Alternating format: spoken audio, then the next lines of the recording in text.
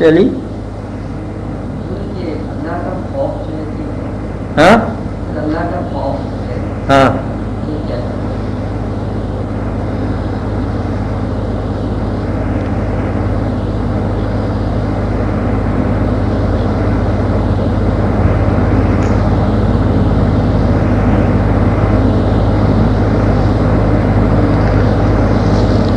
اللہ تعالیٰ کی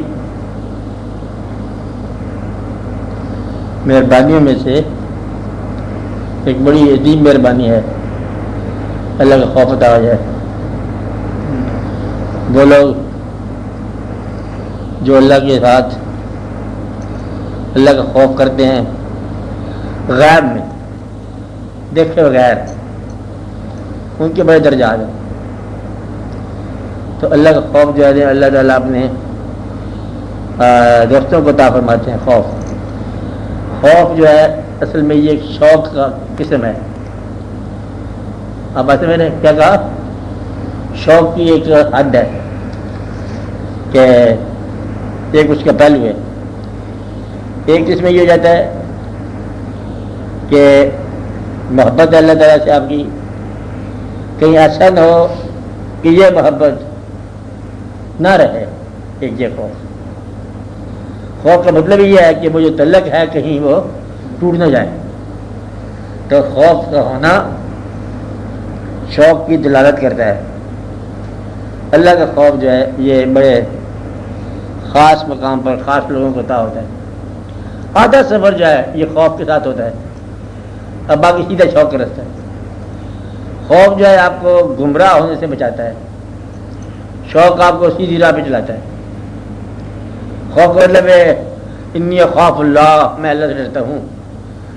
قال معاذ اللہ، مجھے اللہ کا خوف ہے۔ یوسف علیہ السلام نے ایک ہی مقام پر جو فرمایا مائی صاحبہ کی دعوت پر، تو کہا مجھے اللہ کا خوف ہے، اللہ سے ڈرتا ہوں۔ کہتے یہ واقعات ہو جاتے ہیں لیکن اللہ کا خوف معاذ اللہ، اب میں اللہ تعالیٰ سے ڈرتا ہوں۔ تو اللہ تعالیٰ سے ڈرنا جو ہے دراصل ان احکامات کی نفی کرنا ہے جن احکامات سے آپ کو روکا گیا، وہ بالکل رک جاؤ، نہ کرو۔ خوف کا مطلب کہ ایسا نہ ہو کہ حدود اللہ کراس ہو جائے۔ اب خوف جو ہے یہ بڑی ضروری بات ہے۔ خوف جو ہے دراصل میں کیا کہنے لگا، خوف جو ہے دراصل ثبوت ہے اللہ کے قریب ہونے کا تمہارے لیے۔ اللہ ہے نہیں، نظر نہیں آ رہا، خوف ہے، بس یہی اس کے قرب ہے۔ اب مطلب میں یعنی کہ خوف ہی ثبوت ہے تمہارے لیے کہ اللہ قریب ہے۔ وہ کہتے ہیں آپ خوف کیوں کرتے، کوئی اللہ ہے یہاں پر؟ کہتے ہیں مجھے خوف آ رہا ہے، یہاں ہے، بس وہ ہے، اس کے ہے ہونے کا ثبوت ہی یہی ہے کہ خوف پیدا ہو جائے۔ تو خوف جو ہے یہ اس کے تقرب کی ایک دلیل ہے، ایک ثبوت ہے کہ آپ کے دل پر خوف طاری ہو گیا۔ جو قریب ہوتے جاؤ گے خوف بڑھتا جائے گا، جو قریب ہوتے جاؤ گے خوف بڑھتا جائے گا۔ اور جو غافل ہے اسے خوف نہیں ہوتا۔ غافل کہتے خوف، غافل تو ہے ہی غافل، وہ اللہ سے ڈرتا نہیں ہے، کہتے میں نہیں ڈرتا کسی سے کیونکہ تو گمراہ ہو چکا ہے۔ کافر اللہ سے نہیں ڈرتا کیونکہ گمراہ ہو چکا ہے۔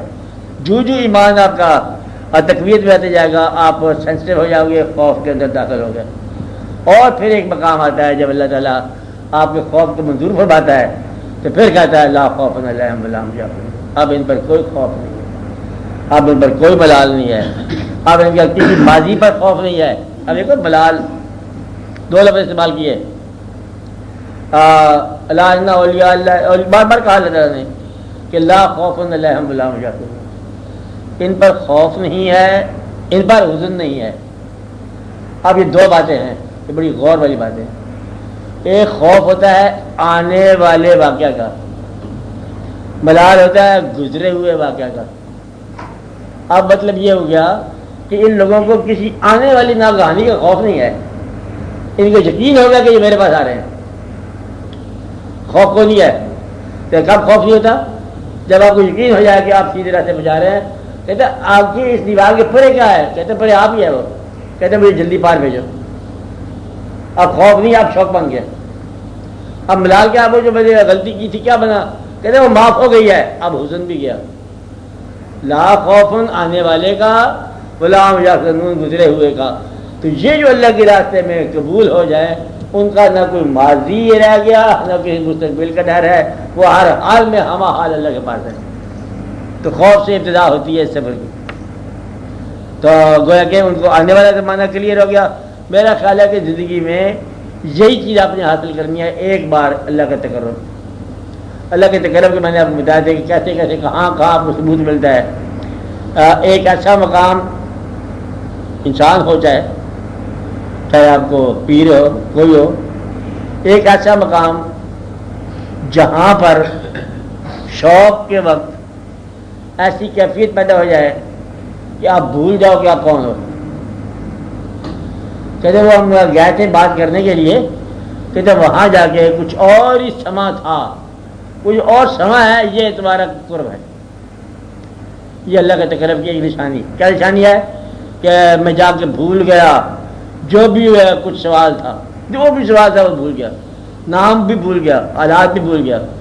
کہتے ہیں وہاں اس کے بعد جا کے کچھ یاد نہیں رہتا. یہ کیفیت ہوتی ہے ایک مقام پر اللہ کے قرب. اللہ کے گھر جا کے بھی یاد رہتا ہے بعض اوقات، وہاں پہنچے آپ تو وہاں جا کے سب کچھ بھول گئے. تو یہ اللہ کا ایک قرب کی نشانی ہے. ایک اور اس کے قرب کی نشانی ہے کہ جب آپ بیٹھے ہوں، سوال نہیں کیا آپ نے، دعا مانگی تھی نا، کہ دعا کا بڑا پروگرام تھا، ہم نے 4-5 باتیں اللہ سے مانگنی ہے. جب ہم نے نفل پڑھے تو دعا تو بھول گئی تو ہم رونے لگے. یہ بھی قرب ہے. تو قرب کی ایک دلیل یہ ہے کہ اشکوں نے بیان کر ہی دیا راز تمنا. ہم سوچ رہے تھے ابھی اظہار کی ضرورت، کہتے کیا بات کرنی ہے، بات اندر ہی آ گئی، کہتے رونے لگ گیا. ایسی رکت تاری ہوئی، کیا ہوئی؟ رکت تاری ہو گئی. یہ اللہ کا قرب، رکت تاری ہو جانا اللہ کا قرب. اور اپنے کیے ہوئے پر اتنا نادم ہونا کہ دوبارہ نہ کرنے کا فیصلہ کر لینا، یہ ہے غیب اللہ کے ساتھ خائف ہونا، خوف کرنا کہ آپ خود بخود توبہ ہوگی. ایسی توبہ جیسے کہتے ہیں توبہ تو نصوح کہ پھر دوبارہ وہ واقع نہیں ہوا. یہ اللہ کے قرب کی بات ہے. تو اللہ کے تقرب کی نشانیاں ہیں کہ جب آپ کے اندر اللہ کے محبوب صلی اللہ علیہ وسلم کی محبت پیدا ہو جائے، اللہ کا قرب ہو جائے. تو اللہ کا قرب جو ہے سجدے میں میسر رہتا ہے، اس مقام پر میسر رہتا ہے جہاں جہاں آپ جائیں، مطلب یہ خود بخود اسی زندگی میں آپ حاصل کرنا ہے. تو اصل واقعہ کیا ہے؟ اصل واقعہ یہ ہے کہ جو انسان یہاں اندھا رہا آخرت میں بھی اندھا ہوگا. پوری آیت ہے نا، کیا آیت ہے؟ من کانا آما فی ہذہ فہو اعمی فی الآخرہ. جو کوئی یہاں اندھا ہے وہ آخرت میں بھی اندھا ہوگا. یہ اندھا وہ ہے جس نے دیکھا نہیں. تو اللہ تعالیٰ کی شان کو دیکھنا، اللہ تعالیٰ کے جلوے کو دیکھنا، اللہ تعالیٰ کے تقرب کو دیکھنا، اللہ تعالیٰ کے بندوں کو دیکھنا، اللہ تعالیٰ کے واقعات کو دیکھنا، مشاہدات کو دیکھنا، انوار کو دیکھنا، تجلیات کو دیکھنا، یہ وہ مقام ہے جو آپ نے زندگی میں دیکھنا ہے. ورنہ تو باقی زندگی مصروف ہے. اب میں آپ کو پھر بتا رہا ہوں بات کہ آپ ایک شعبہ الگ کر لو، یہ جو رشتہ ہے اللہ کے ساتھ، باقی کافر اور مومن دونوں برابر ہیں. درد ہوگی کافر بھی اسی طرح روئے گا، زیادہ لگاؤ کافر کو وہ بھی روتا ہے، روتا ہے نہیں روتا ہے. کسی کافر کا بیٹا مر جائے تو روئے گا، مومن کا بیٹا مر جائے وہ بھی روئے گا. لوگ کافر کو بھی بھوک لگتی ہے، بھائی آپ پتہ چلا اسے بھی کھانا چاہیے، نیند اسے بھی چاہیے. یہ شعبہ تو کافر مومن کا برابر ہے. جہاں جہاں برابر ہے وہاں سے نکال دو ساری بات. اب دن باپ کیا برابر ہے؟ کھانا پینا، سونا، پیدا ہونا، مر جانا، مکان کی تلاش، سامان کی تلاش، کپڑے کی تلاش، آسائشوں کی تلاش، آسانیوں کی تلاش. یہ تو سارا کافر میں بھی ہے. پیسے بھی بینک ان کے پاس ہیں، ڈاکٹری بھی ان کے پاس ہے، سفر نامے بھی ان کے پاس ہیں، گفتگو بھی کرتے ہیں، وہ حکومتیں بھی کرتے ہیں. سارا واقعہ یہ تو کافر اور مومن کا برابر ہے. وہ چیزیں آپ کا اسلام شروع ہوگا. تو آپ نے کیا کرتے ہو؟ آپ ان میں بھی اسلام شروع کر دیتے ہو، برابری والے میں وہ چھوڑ دو. اب باقی جو حصہ بچ گیا وہ بتا دو کیا بچ گیا. بس جہاں سے آپ رہے اس شعبے کے ساتھ اپنے اللہ کو دیکھنا ہے. بات نہیں سمجھ آئی نا؟ یاد میں بات سمجھ آئی؟ نہیں سمجھ آئی نا؟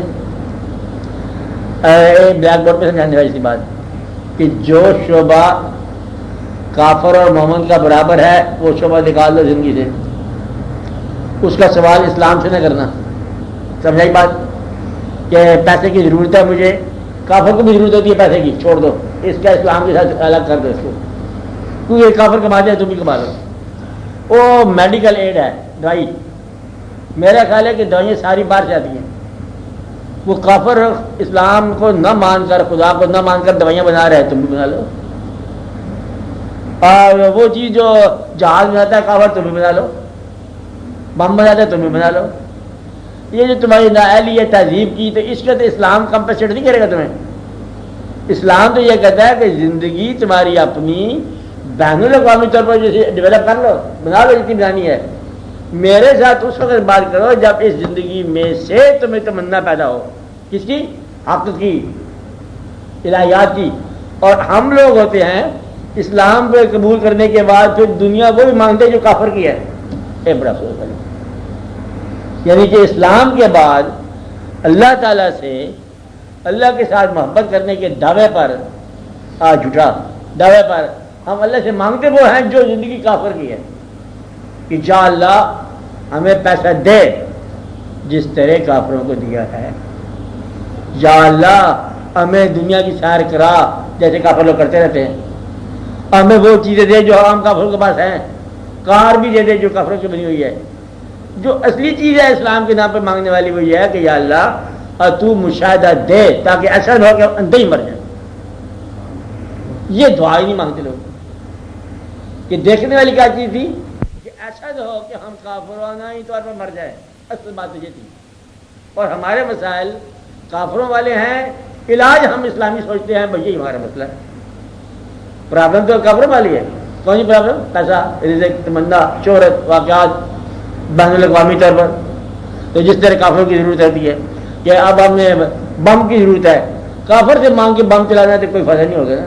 تو بم چلانا ہے تو یا تو تم روحانی کوئی بات کرو. اس لیے اللہ تعالیٰ سے وہ دعا مانگو جو دعا ہر زمانے میں مانگی جا رہی تھی. تمہارے لیے اس لیے تمہیں لطف نہیں آتا کہ ہماری دعائیں ہیں 1400 سال پرانی.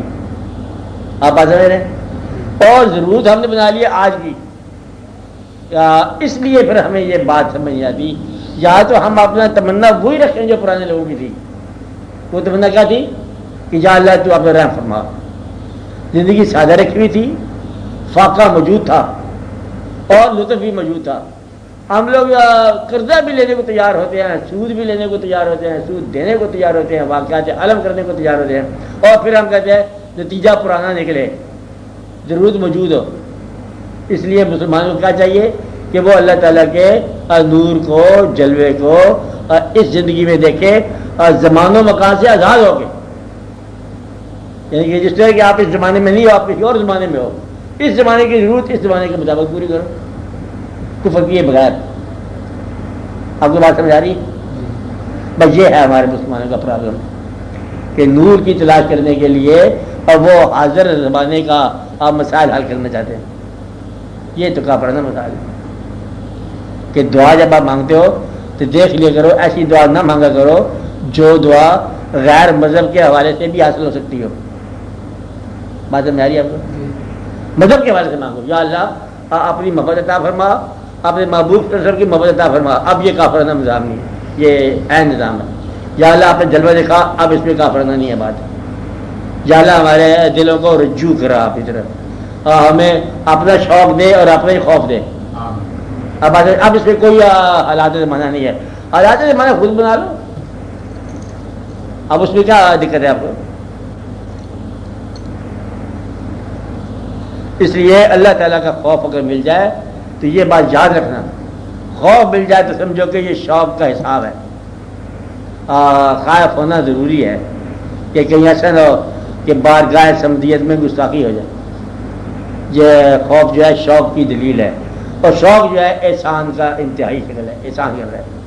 اور جب وہ خوف کے ذریعے آزماتا ہے، یہ اللہ تعالیٰ نے فرمایا وَلَنَبْلُوَنَّكُمْ بِشَيْءٍ مِنَ الْخَوْفِ، یہ پہلا درجہ ہے. اور میں تمہیں آزماؤں گا. تم لوگوں کو خبردار کیا جا رہا ہے کہ تمہیں ابتلا کی جائے گی. کس بات کی؟ خوف کی. وَلَنَبْلُوَنَّكُمْ بِشَيْءٍ مِنَ الْخَوْفِ، اللہ کی طرف سے خوف آئے گا. بعض بار بھوک آئے گی. وہ نقش من الاموال، مال ہی کمزور ہوتا جائے گا. والانفس سے جانیں ختم ہو جائیں گی، والثمرات محنت کے پھل ضائع ہو جائیں گے۔ آگے پھر کیا فرمایا اللہ نے؟ وبشر الصابرین الذین اذا اصابتهم مصیبۃ قالوا انا للہ وانا الیہ راجعون۔ اور صبر کرنے والے وہ ہیں جب ان پر یہ آزمائشیں آئیں۔ کون سی؟ خوف کی آزمائش، مال کے نقص کی آزمائش، موت کی آزمائش، بھوک کی آزمائش اور محنت کا پھل ضائع ہونے کی آزمائش جب آ جائے تو وہ یہ کہتے ہیں کہ ہم اللہ کے ہیں، اللہ کی طرف واپس جائیں گے۔ یہ لوگ جو ہوتے ہیں اللہ کے قریب رہنے والے ہیں۔ کون لوگ؟ کہ کیا چلا گیا؟ خوف طاری ہو گیا، بھوک لگ گیا۔ بھوک یہ خیال کی بھی بھوک ہوتی ہے، خواہش کی بھی بھوک ہوتی ہے۔